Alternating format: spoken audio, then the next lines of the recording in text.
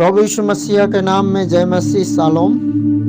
हम लोगों ने इससे पहले परमेश्वर के वचन से सुना था आदम का अधिकार को लेना प्रार्थना के द्वारा। आज जो मेरे प्रिय मित्रों हम लोग जो सीखने जा रहे हैं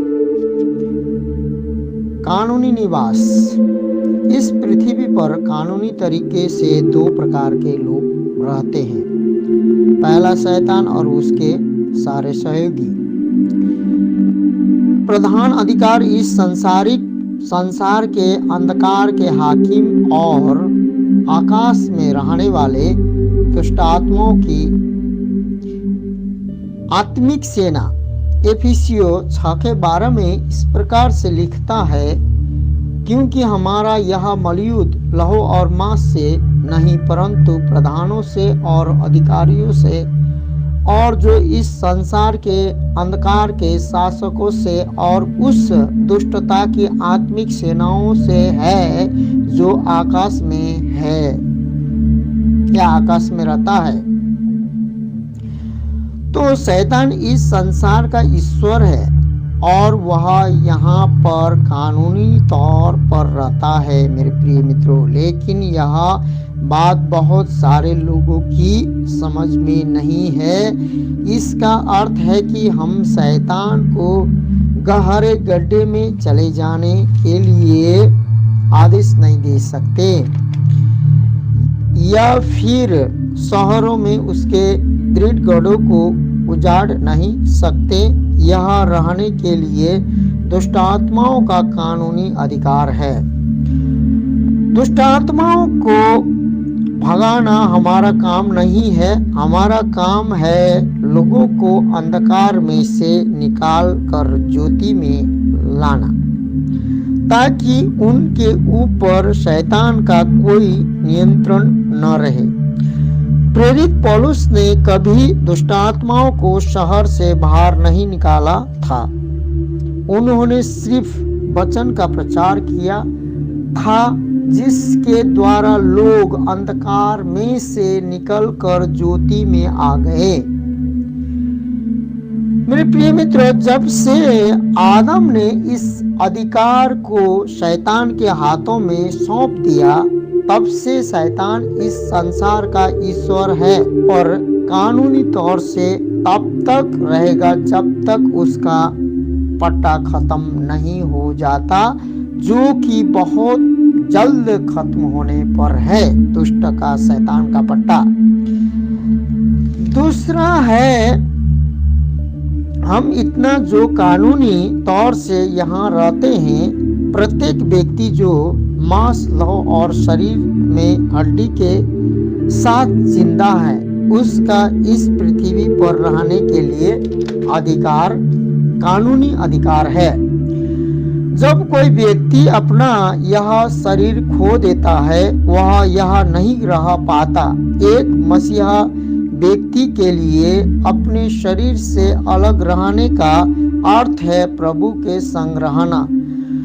दूसरा कुरिन्थी 5:8 में प्रेरित पौलुस इस प्रकार से बोलते हैं, इसलिए हम ढाढ़स बांधे रहते हैं और देह से अलग होकर प्रभु के साथ रहना और भी उत्तम समझते हैं।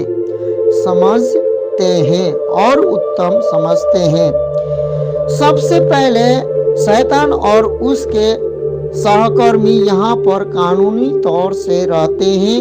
दूसरा, इंसान यहाँ पर कानूनी तौर से रहते हैं।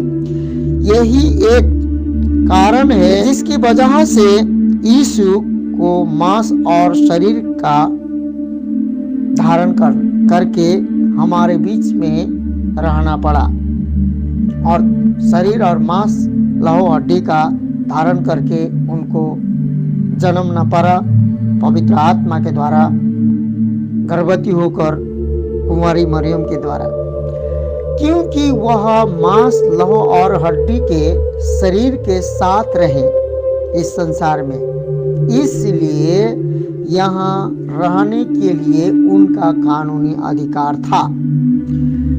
शैतान यहाँ पर कानूनी तरीके से रहता है।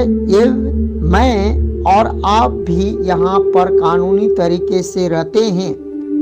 परमेश्वर जो यहाँ पर करना चाहते हैं उनको वह परमेश्वर कानूनी तरीके से करते हैं। इस बात को हम और एक नजरिए से इस तरह से देख सकते हैं। आप यदि किसी के मकान में किराए पर रहते हैं और मकान मालिक को किराया देते हैं तो आप उस मकान में कानूनी तरीके से रह रहे हैं। उस मकान का मालिक का नाम किसी और के पास है, लेकिन वह रहने के लिए आपके पास पट्टा है और जब तक आप किराया देते रहेंगे तब तक आप यहाँ पर कानूनी तरीके से रह सकते हैं। मालिक किसी भी समय आकर आपसे यह नहीं कह सकता तुम निकल जाओ। जब आप पट्टे समझौते में दस्तखत कर देते हैं तब मालिक का भी हक नहीं बनता कि आपकी अनुमति के बिना उस घर में घुसकर कुछ करे या प्रवेश करे। परमेश्वर कानूनी तरीके से काम करते हैं। यद्यपि इस पृथ्वी पर कुछ भी करने के लिए उनके पास सामर्थ है, बहुत कुछ कर सकते हैं परमेश्वर,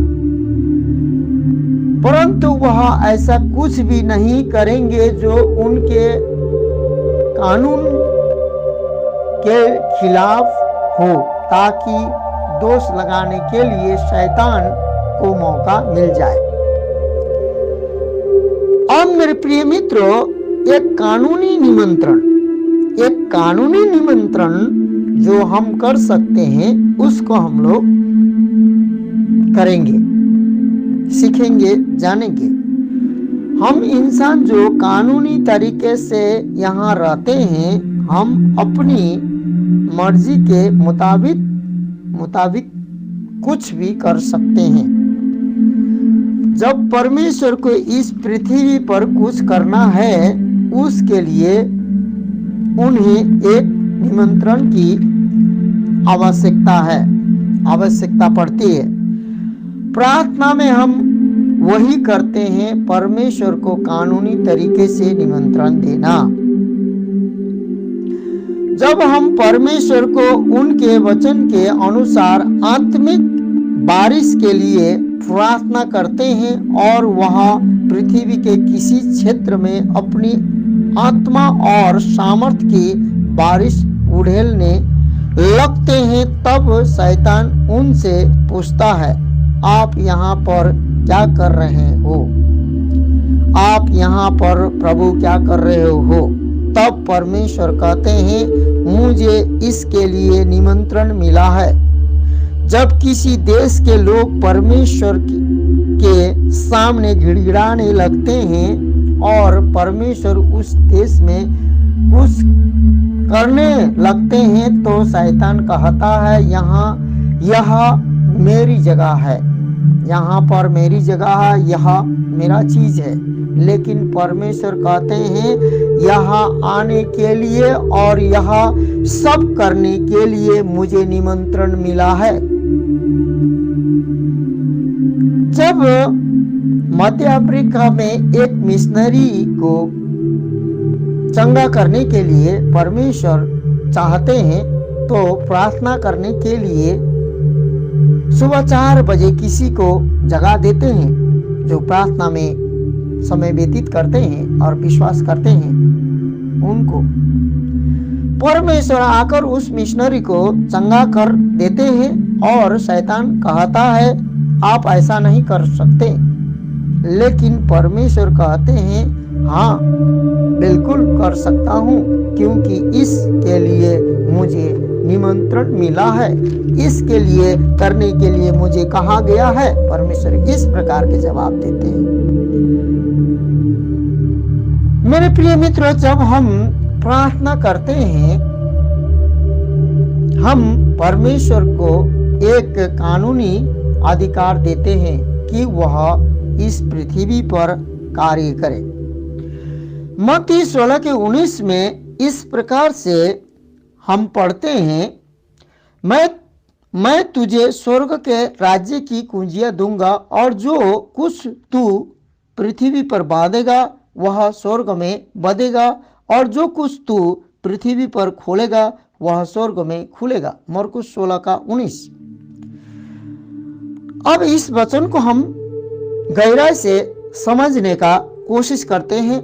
आइए हम प्रार्थना करें। पिता, पुत्र, पवित्र आत्मा परमेश्वर, अब शुद्धता और पवित्रता से भरे हुए परमेश्वर और सामर्थी परमेश्वर और दयालु अनुग्रहकारी कृपालु परमेश्वर, जो वचन आप कहते हैं उस वचन के अनुसार सिर्फ वो आप भी उसमें प्रभु परमेश्वर मनुष्य को छोड़कर आप अपने वचन में अदला बदल नहीं करते हैं, उस वचन में दृढ़ रहते हैं। और बाइबल कहती है कि आप परमेश्वर हैं, फिर भी परमेश्वर अपने शब्द को, अपने वचन को अपने से बढ़कर रखा, उस वचन के अधीन आप भी हैं। और जो वचन बोलते हैं उसी के अनुसार आप काम करते हैं, उससे इधर नहीं उधर होते हैं। इसलिए आपका वचन और पवित्र आत्मा, आपका व्याख्या करने वाला जो पवित्र आत्मा चलाता है, वही परमेश्वर का आत्मा ही प्रभु परमेश्वर सिखाता है। इसलिए प्रभु परमेश्वर अभी इस वक्त इस समय मेरे होठों को, मेरे जीवों को जो मैं कहने जा रहा हूँ, मेरे भाइयों बहनों जितने भी मसीह लोग सुनते हैं, उनके आत्मिक क्षेत्र में बढ़ोतरी होने के लिए, परिस्थिति को बदलने के लिए और परमेश्वर तेरी आशीष का बारिश को बरसाने के लिए उनके मनों को, मस्तिष्क को खोल दे। और पवित्र आत्मा जो चलाता है, चलाए पर चलता है, वो परमेश्वर के संतान है। हम परमेश्वर के संतान हैं और मेरा होंठ और मेरा मुंह प्रभु परमेश्वर आपका है, और इसको उच्चारण करने के लिए पवित्र आत्मा स्वयं आप व्याख्या करें, इस वचन में सहायता और मदद करें। धन्यवाद देते, महिमा देते यीशु के नाम से, आमीन। तो मेरे प्रिय मित्रों, मत्ती 16:19 में यीशु कहते हैं, जो कुछ तू पृथ्वी पर बांधेगा वह स्वर्ग में बांधेगा, और जो कुछ तू पृथ्वी पर खोलेगा वह स्वर्ग में खुलेगा। आइए इस बात को हम जानें। बाइबल के बहुत सारे अनुवादकों में से एक अनुवाद ईबी रिव ने किया है इस प्रकार। उनका इस वचन का अनुवाद मुझे अच्छा लगा है और लगता है। उन्होंने मत्ती 16:19 का इस प्रकार अनुवाद किया है, तुम जो कुछ इस पृथ्वी पर होने के लिए मना कर दोगे, परमेश्वर भी उसे मना कर देंगे, और जो कुछ तुम इस पृथ्वी पर होने के लिए अनुमति दोगे, परमेश्वर भी उसकी अनुमति देंगे। मेरे प्रिय मित्रों, दूसरे शब्दों में जो कुछ हम यहाँ मना कर देते हैं, स्वर्ग में वह निश्चित किया जाता है कि वह न हो, और जो कुछ हम यहाँ होने की अनुमति देते हैं, स्वर्ग उसे होने देता है। ऐसा क्यों? क्योंकि यीशु मसीहा के द्वारा परमेश्वर ने हमें अधिकार दिया है, और हम इस अधिकार को कैसे इस्तेमाल करें या करेंगे वह हमारे ऊपर निर्भर है। यीशु ने, मेरे प्रिय मित्रों, शैतान को हराया, मृत्यु, पाताल और कब्र की कुंजियां अपने हाथों में ले ली, फिर अपने चेलों की तरफ मुड़कर कहा। क्या कहा? आइए हम लोग पढ़ते हैं मत्ती 28:18-19 में। यीशु ने उनके पास आकर कहा, स्वर्ग और पृथ्वी का सारा अधिकार मुझे दिया गया है, इसलिए तुम जाकर सब जातियों के लोगों को चेला बनाओ, और उन्हें पिता और पुत्र और पवित्र आत्मा के नाम से बपतिस्मा दो। जिस प्रकार से हम देख रहे हैं, जान रहे हैं, वचन को सुन रहे हैं, यहाँ पर प्रभु यीशु मसीह कहते हैं, स्वर्ग और पृथ्वी का सारा अधिकार मुझे दिया गया है। अधिकार मुझे दिया गया है, यीशु बोल रहे हैं, अधिकार दिया गया, इसलिए तुम जाओ। मत्ती 28 का 18-19 में जो अधिकार यीशु को दिया गया था, यीशु ने उसे लिया और उसे हमें दे दिया, विश्वासी को, आप और मुझे हमें दे दिया जो पर विश्वास करते हैं। हम इसे इस प्रकार से समझ सकते हैं। मेरे प्रियो, यदि मैं अपनी जेब में रखने वाला छोटा चाकू आपको दे देता हूं तो वह चाकू आपका हो जाता है, या यदि उस चाकू से मैं कुछ करना चाहूंगा तो मैं कर नहीं पाऊंगा, क्योंकि वह चाकू अब मेरा नहीं रहा, क्योंकि मैंने चाकू आपको दे दिया है। इसलिए आप ही उस चाकू से कुछ कर सकते हैं। यीशु ने हमें अपना अधिकार दे दिया है। स्वर्ग में इस अधिकार की आवश्यकता नहीं है, इस अधिकार की आवश्यकता पृथ्वी पर है जहां शैतान रहता है। इसलिए प्रभु ने उस पृथ्वी के लोगों को, विश्वासी को यह अधिकार दिया है जो विश्वास करते हैं। यदि यहाँ पर कुछ होने के लिए या न होने के लिए उस अधिकार का कोई इस्तेमाल कर सकता है तो वह कौन है? वह आप हैं जिनके पास चाकू है।